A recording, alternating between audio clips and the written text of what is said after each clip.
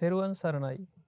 පින්වතුනි මේ බුද්ධ ශාසනයක් ලැබිච්ච වෙලාවේ අපිට බුද්ධ ශාසනයෙන් ලබාගත යුතු හොඳම දේ තමයි මේ බුදුරජාණන් වහන්සේ දේශනා කරපු චතුරාර්ය සත්‍ය ධර්මය තේරුම් ගැනීම. මොකද බුදු කෙනෙක් පහළ වෙලා අපිට මේ ලෝකේ ජීවත් වෙන විදිහට වඩා කියලා දීලා තින්නේ මේ සංසාර චක්‍රයෙන් මිදෙන විදිහ. එතකොට මේ සංසාර චක්‍රයෙන් අපි මිදෙන්න නම් දුරු කළ යුතු ධර්මයක් තමයි තණ්හාව කියන්නේ.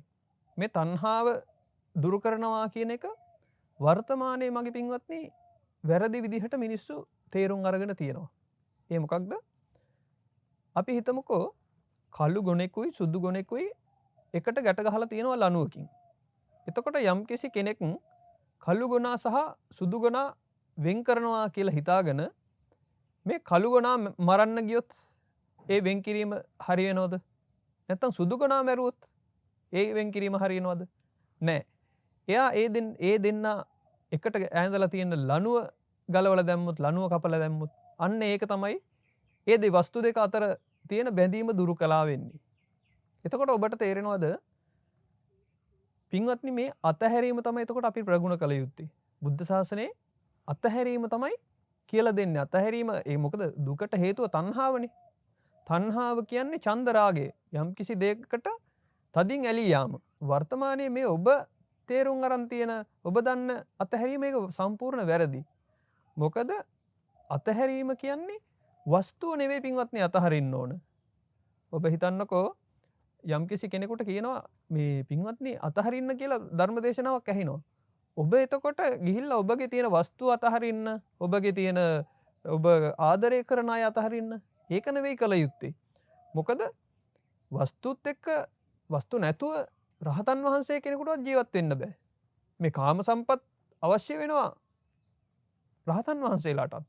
එතකොට කාම සම්පත් නැතුව කිසිදු කෙනෙකුට බුදු කෙනෙකුටවත් ජීවත් වෙන්න බෑ මේ ලෝකේ. එතකොට අත්හැල යුත්තේ පින්වත්නි මේ කාම වස්තුන් නෙවෙයි. මේ වස්තුන් කෙරෙහි තියෙන ඡන්ද රාගය. මේවා කෙරෙහි තියෙන තණ්හාව. ඒක තමයි නිවැරදි අතහැරීම. වර්තමානයේ බොහෝ වෙලාවට අපි දැකලා තියෙනවනේ මිනිස්සු කියනවා සමහර වෙලාවට අපි හිතමුකෝ ධර්මදේශකයන් වහන්සේ නමක් හොඳ වාහනයක වඩිනකොට අනේ උන්වහන්සේ බලන්නකො කොච්චර හොඳ වාහනයකද ආවේ. හැබැයි බණ අහන්න ආපු මිනිස්සයා ඒ මිනිස්සයා කොච්චර පොඩි වාහනයකද ආවේ. මිනිස්සු හිතනවා මේ තමන් පාවිච්චි කරන භාණ්ඩය තමයි අතහල යුත්තේ කියලා. නෑ, ඔබගේ අවශ්‍යතාවයට ඕන දේ ඔබ පාවිච්චි කරන්න. ඔබගේ මිල මුදල් ඔබ පාවිච්චි කරන්න. අතහරිනවා කියන්නේ ඒවා අතහැරීම නෙවෙයි. ඒවා යම් කිසි කෙනෙක් දෙනවා නම් ඒක අතහැරීම නෙවෙයි, ඒක දානය. යම් කිසි කෙනෙකුට තමන්ගේ වස්තුව යම් කෙනෙකුට පරිත්‍යාග කරනවා නම් ඒකට අපි කියන්නේ දානය කියලා. ඒ පරිත්‍යාග කරන සිතටම තමයි දානය කියන්නේ. අතහැරීම කියලා කියන්නේ පින්වත්නි ඒ දැන් ඔබට තියෙන වස්තුන් කෙරෙහි තියෙනවනේ ඔබගේ ඇලීමක්.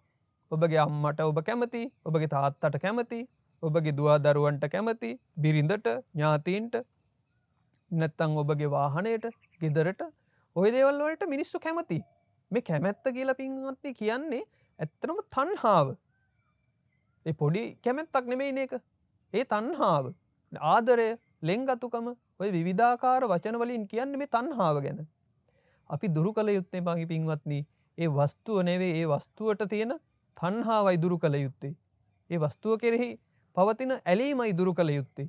අන්න බුද්ධ ශාසනයේ නිවැරදි අතහැරීම ප්‍රගුණ කරන මනුස්සයා. ඉතින් පින්වත්නි ඒ අතහැරීම ඒ විදිහට ප්‍රගුණ කරන්න නම් නිකන් අපිට බෑනේ. ඒකට අපි දැනගන්න ඕනේ වස්තුවේ යථා ස්වභාවය. ඒ වස්තුවේ පවතින ඇත්ත විදිහ මොකක්ද කියලා දැනගත්තාම එයාට නිකන්ම අතහැරෙනවා ඒවට තියෙන වටිනාකම්. ඒකට අපි කළ යුත්තේ ඒක තමයි බුද්ධ ශාසනයේ බුදුරජාණන් වහන්සේ දේශනා කරන්නේ ත්‍රිලක්ෂණය කියලා එකක්. මොකද මේ කිසිදු වස්තුවක් කිසිදු සංස්කාර ධර්මයක් නිට්ටයව පවතින්නේ නැහැ. නිතරම බිඳි බිඳි යන වස්තු. ඕනම එකක් නිතරම බිඳි බිඳි යනවා. එතකොට අස්ථිර ස්වභාවයෙන් යුක්තයි මේ සියලුම දේවල්. ස්ථිරව පවතින මේ ලෝකේ කිසිම දෙයක් නැහැ. ඒක යම් කිසි කෙනෙක් නුවණින් අනිත්‍ය ලක්ෂණය කියනවා ඒකට. ඒ අනිත්‍ය ලක්ෂණය නුවණින් පිරික්සන කෙනාට වස්තුන් ගැන තියෙන තණ්හාව දුරු වෙනවා. එතකොට අනිත්‍ය ලක්ෂණයෙන් යුක්තයි නම් මේක දුකයි කියලා වැටහෙන කෙනාට දුක්ඛ ලක්ෂණය වැටහෙනවා. අනිත්‍යයි නම් ඒක සකස් කරන්න ඕන. සකස් කිරීමේ දුක තියෙනවා. ඊට පස්සේ ඒක විපරිණාම වෙනවා. වෙනස් වීමේ දුක තියෙනවා. ඒ දෙකෙන්ම පීලන ස්වභාවය තියෙනවා. එතකොට සංතාප ස්වභාවය තියෙනවා. ගිනිගන තැවෙන ස්වභාවය තියෙනවා. මේ දුක්ඛ ලක්ෂණය මේ දුක කියන එක තේරෙන කෙනාට අර වස්තුව කෙරෙහි තියෙන ඡන්ද රාගය දුරු වෙනවා. ඒ වගේම මේ එකක්වත් අනිත්‍යයි නම් දුකයි නම් මේ එකක්වත් වසඟේ පවත්වන්න විදිහක් නැහැ කියලා එයාට තේරෙනවා. මේ එකක්වත් සත්ව පුද්ගලයෙක් නැහැ කියලා එයාට තේරෙන්න ගන්නවා. ඒකට අනාත්ම ලක්ෂණය තේරුම් ගන්න ඕන. මෙන්න පින්වත්නි බුද්ධ ශාසනයේ නිවැරදි ධර්මය. මේ ත්‍රිලක්ෂණ යම් කිසි විදිහකින් කෙනෙක් වටහා ගන්නවා නම් අන්න එයාට වස්තු කෙරෙහි මේ ලෝකය කෙරෙහි මේ ස්කන්ධ කෙරෙහි තියෙන තණ්හාව දුරු වෙනවා. අන්න ඒ විදිහට තමයි බුද්ධ ශාසනයේ අපි අතහැරීම පුරුදු කළ යුත්තේ.